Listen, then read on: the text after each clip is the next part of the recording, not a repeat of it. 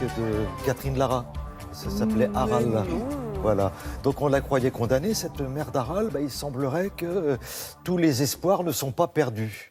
Renaissance miraculeuse que plus personne n'attendait effectivement. La mer d'Aral, on va resituer un petit peu, qui se trouve entre le Kazakhstan et l'Ouzbékistan. Et en fait, la mer d'Aral, c'est un lac, un immense lac d'eau salée qui, dans les années 60, s'étendait sur plusieurs milliers de kilomètres carrés. Pour vous donner une petite idée, ça représente à peu près, en tout cas ça représentait 2 fois la Belgique. Et donc, en 50 ans, la mer d'Aral a perdu plus de 70% de sa superficie. C'est reconnu comme une des plus grandes catastrophes écologiques du XXe siècle. Une catastrophe donc qui est due à quoi ? Eh bien en fait, elle était alimentée par 2 fleuves qui ont été détournés. Donc au fur et à mesure des années, la mer d'Aral s'est transformée en un immense désert. Et donc les conséquences, c'est que tous les villages qui évidemment prospéraient autour et qui vivaient notamment grâce à la pêche ont été au fur et à mesure abandonnés. Donc aujourd'hui, effectivement, il y a de l'espoir. Le niveau de la mer remonte, en tout cas sur une seule petite partie. Alors, explication, regardez.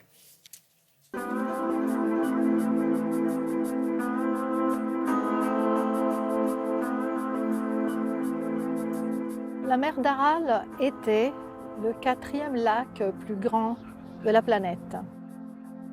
Dans les années 60, malheureusement, l'Union soviétique avait décidé de détourner les eaux de la Mourdaria et de la Syrdaria pour créer l'agriculture dans des déserts. Les productions de coton et de riz, ils ont pris le dessus et la mer d'Aral a commencé à s'assécher à petit. La salinisation de sol a pris le dessus et la mer d'Aral a perdu la moitié de son étendue et 3/4 de son volume.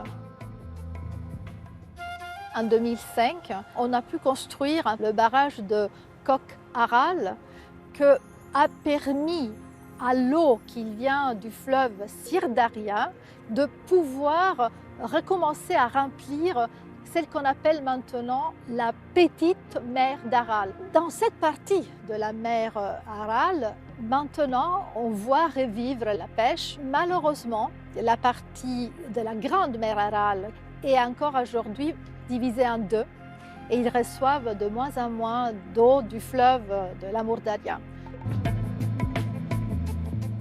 La mer d'Aral a un rôle à différents niveaux, un rôle pour que ces gens puissent rester, vivre dans l'endroit où ils sont nés.